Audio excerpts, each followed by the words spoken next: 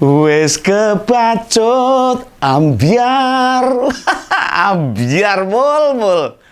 Aduh, saya ingat teman penyanyi sekaligus pencipta lagu Didi Kempot dengan judul lagunya Ambiar.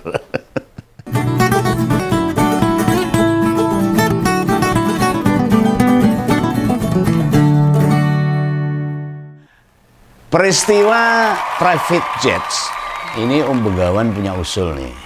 Itu usai munculnya si KAI di gedung KPK, insan perfilman maupun pertelevisian ini mesti memberi gelar The Best Comedian 2024 ini pada putra mahkota, yakni si KAI.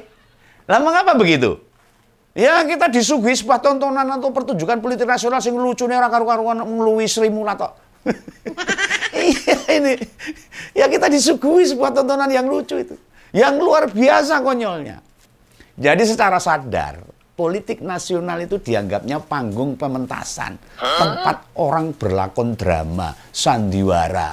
Dunia ini panggung sandiwara. Ceritanya mudah berubah. Ya kayak gitu. Tempat orang berlakon drama-drama ini memerankan sesuatu. Jagat politik diibaratkan panggung sandiwara, tempat rakyat nonton pertunjukan. Ini masalah negara tinggal lelucon. Lah si KAI seolah-olah sedang memerankan sesuatu ini. Makanya kedatangannya ke KPK bukan menjelaskan hal yang sebenarnya. Bukankah ini terlihat hanya gimmick, mainan aja toh, bahan gojekan saja toh. Kita mesti kasih aplaus, tepuk tangan ini. Aktingnya luar biasa sempurna loh. Aktor kawaan film kita aja kalah semua dengan apa yang diperankan bungsunya Pak Jokowi ini. Ya mau almarhum di Petet itu, Jajang Cenur atau Slamet Raharjo sekalian lah. Butet hingga Reza Rahardian nggak ada apa-apanya dengan cara bermain drama ini. Itu di depan pejabat, main dramanya di depan Dewan Pengawas KPK loh. Semua artis film mestinya belajar seni peran pada si KAI ini, pemilik sang pisang ini. Lo bayangkan coba, masalah private jet, gratifikasi jabatan bapaknya itu semua hal-hal krusial loh. Ini masalah negara, masalah hukum, menyangkut hajat hidup 280 juta rakyat Indonesia. Tidak hanya menyangkut jabatan aja ini, menyangkut aturan hukum, berkaitan sama dugaan gratifikasi yang telah dilakukan. Dan semua itu ada pasal-pasalnya, ada angger-anggernya, ada aturannya, dan ada sanksinya. Ada ancaman hukumannya juga loh. Di mata dia itu, si KAI itu, hukum benar-benar tak punya kekuatan loh, dianggap mainan loh. Yang tentu paling dasar atau fundamental itu, si KAI telah merusak fatsun alias etika atau moral yang mestinya dijaga para politisi negeri ini. Ketua umum partai politik loh, kelasnya nasional meskipun tidak masuk Senayan, meskipun katanya itu partai politik punyanya anak muda, kaum milenial, ternyata yang enggak banyak yang suka juga, buktinya nggak masuk Senayan loh. Nah, seserius ini rakyat menilai. Penak wae sih kayak ngomong kayak lagi podcast karo si Kiki Saputri di channel YouTube-nya dia. Jian. Lampungan tenan iki. Remuk ini. Nanti kalau saya muni sing rada saru tersangkut hukum nanti. Enggak, ya cuma saya ngetawain aja. Tertawa dengan apa yang dilakukan, peran-peran yang dilakukan di depan pejabat, di depan pengawas KPK. Nah ini Om Begawan ini mengapa mesti mengusulkan dia jadi penerima The Best Comedian 2024 itu 2024. Nah gini ceritanya. Dia itu kan naik private jet itu. Itu nebeng temennya katanya. Ya jujur saja ini. Ini alasan politis yang nggak kalah konyolnya sama pengungkapan kasus korupsinya SEL. Lah padakan pesawat kaya kendaraan ning dalanan wae. Nyengklak bonceng ning burine. Ya kayak orang desa mau ke kota itu loh. Jalan kaki dulu, kalau ada orang kendaraan lewat kita ngawe-awe gini. Atau kasih jempol kayak di film-film itu. Film barat itu kalau mau nebeng nunut itu gini di pinggir jalan itu loh. Itu kode nunut namanya. Numpang meh melu nunut itu. Di mana kita bisa nyegat nunut private jet. Ngelakune ora ning dalan. Lah kok mereka aja maburnya di awang-awang kok. Emangnya kalau di awe-awe itu pilotnya langsung turun pesawat bus itu. Badai tidak putih mas itu apa ya gitulah. Ini sepertinya pada halusinasi ngimpi-ngimpi semua. Memangnya ini cerita Mahabharata yang kita bisa terbang kayak Gatot Kaca itu. Yuk ketemu sama private jet terus diawe. Itu mau ada yang mau nunut itu. Sinten mas? Putrane Pak Presiden. Lah gimana kayak gitu? Ini belas tidak masuk akal. Makanya saya katakan ini komedian yang cukup menjadi tontonan yang sangat lucu. Alasan nebeng atau nunut. Ya. Yang kedua bikin kemekelan loh Begawan ini. Memangnya si Kai itu tahunya dari mana kalau si temen ini mau ke Amerika? Nah, kan kalau nebeng itu kan tidak tahu yang mau ditebengi ya ditebengi. Yang mau dinunuti mau pergi kemana kan nggak tahu. Taunya ada pesawat lewat dindek nunut kan gitu. Nah si Kai mesti woro-woro. Atau semua temannya ditanya. Siapa yang mau ke Amerika? Aku mau nunut itu. Alias nebeng apa ya begitulah. Lah nek Yu itu anaknya Dul Kamdi, Dul Kamdi anaknya Lek Tarno atau siapa, atau putune Mbah Jiman sing lungone meh neng kota dari desa, itu rodok nalar. Kalau nyegat ning dalan lalu nunut, lalu nebeng. Nah, dirimu itu kan putra mahkota, Raja Jawa bernama Pak Joko Widodo. Yang dulu waktu kecilnya namanya Pak Mulyono, anak presiden. Masa iya pas akan bepergian ke negeri Paman Sam nanya ke temen-temennya. Enak sing nang Amerika lah. Kira-kira sapa ya sing Amerika aku nunut. Apa ya gitu.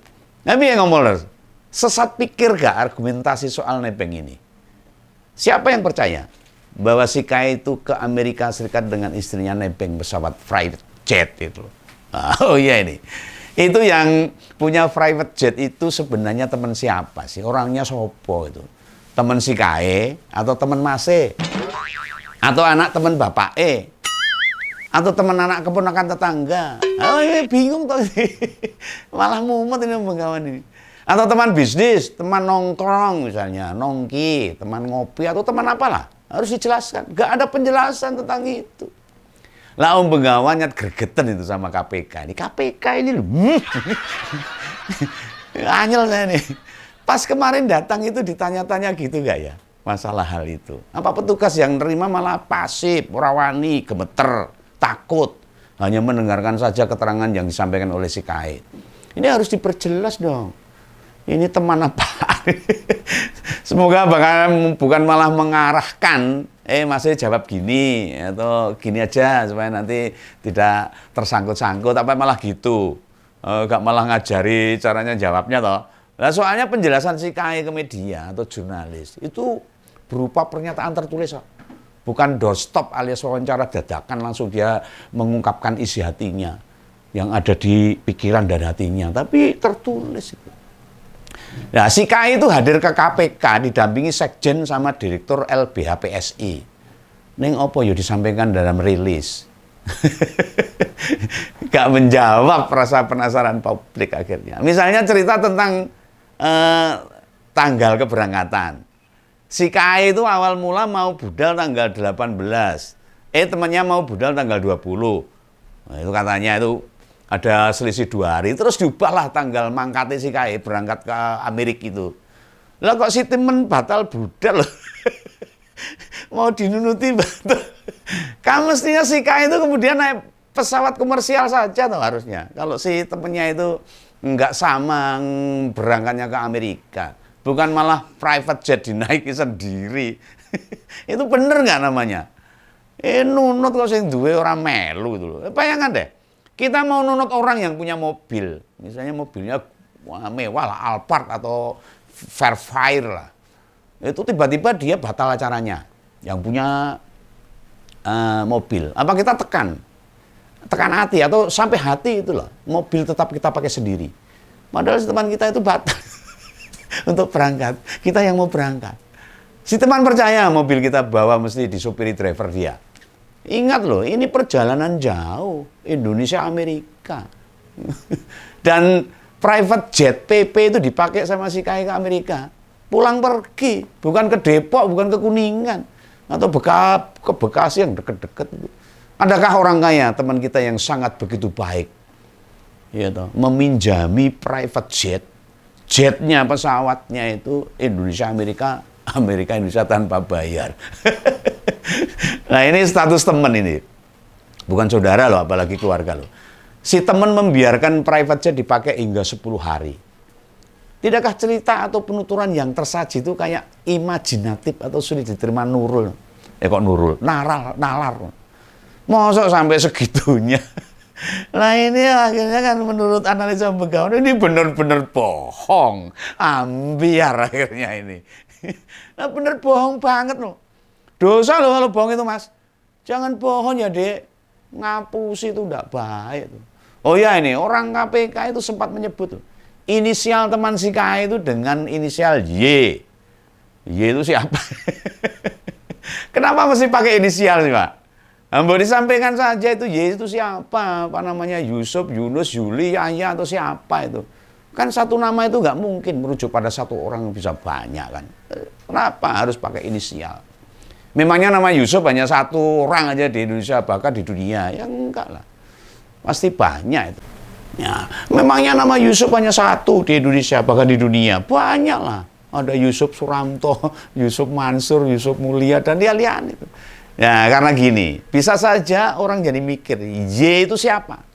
Kalau ditanya si KAI, ojo jawabnya Y itu ya adalah. Atau si Y gue ya sak gelemku dhewe toh. Kan buat dialah kalau kayak gitu. Masyarakat jadi pikirannya macam-macam. Justru ngasih nama berupa inisial ini malah mencurigakan. Rakyat mikirnya apa sih Y ini jadi tersangka. Sehingga disebut inisial saja. Kalau kita baca berita loh, berita atau nonton TV soal kriminal, tentang pemerkosaan, pembunuhan, perampokan, korupsi dan sebagainya, apalagi bandar narkoba, kan jarang disebut nama lengkapnya. Itu hanya disebut inisialnya saja. Ada SEL, JGP, lansak piturute. Makanya lah KPK itu harus berani mengungkapkan itu. Lalu yang bermasalah itu si KAI loh. Yang punya private jet disebut hanya inisial saja.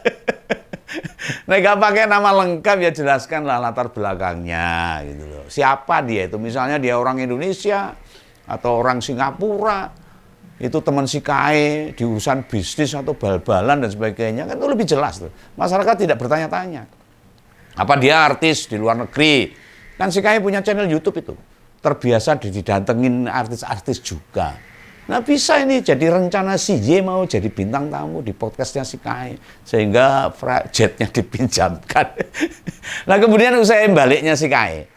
KPK ini bercerita bila atas tuduhan gratifikasi ini si KAI mesti kasih ganti rugi senilai tiket bolak-balik Jakarta Amerika. Lah Pak enak men itu loh. Gampang rere. Nah untuk PP satu orang itu tiketnya seharga 90 juta. Berhubung dia pergi sama bini, kakak ipar dan satu staf, ya dikalikan 4, maka ketemu 360 juta. Duit itu yang diserahkan ke Pak KPK. Loh kok enak men. Nah pertanyaannya nih, bila sampun ngasih transfersi itu, sudah ngasih pengembalian itu di balik itu, lalu kasus ini ditutup gitu aja. Wis ngono tok itu, rambung. Lah memangnya kami ini rakyat bodoh. Rakyat Indonesia sing tolol, dungu gitu loh. Yang nggak paham tentang gratifikasi. KPK itu harusnya menjelaskan. Banyak hal yang masih harus dibongkar dari masalah ini. Nah penting harus diketahui, si Y ini siapa? Bisnisnya apa? Dan kaitannya apa sama Raja Jawa?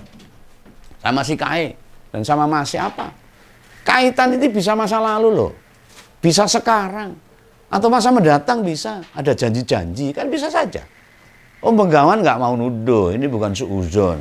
Jika Y atau bapaknya sedang mengurus izin tambang, dulu tahun 2014, tahun 2019, pernah dapat orderan nyari baser, atau mau ikut tender, makan bergizi senilai 10 atau 20 triliun, mungkin begitu.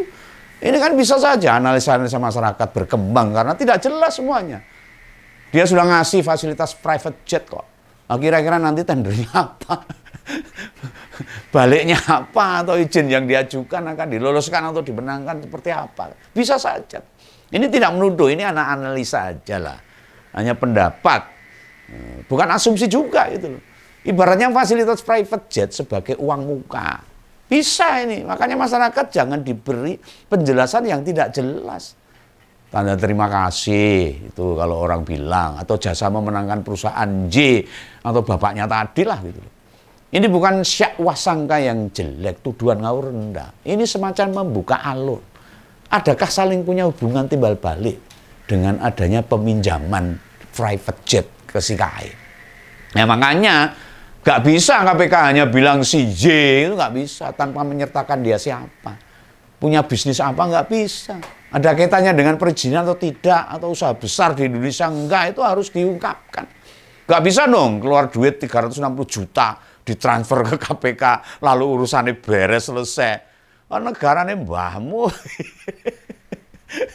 Lalu pengaman masih duwe pertanyaan saumbro ini sebenarnya. Ning nek tak teruske, wedi pakai data ngompol habis tak tuku meneh. Segini dulu ya. Tapi sayangnya dia datanya nggak ke KPK langsung. Ke Dewan Pengawas KPK. Lucu meneh itu. Oke lah, besok episode-episode berikutnya akan saya kupas detail masalah tuduhan ke si KAI tentang gratifikasi naik private jet ke Amerika. Itu ya, tunggu aja, kawan. Sampai jumpa, salam kawan. Dadah.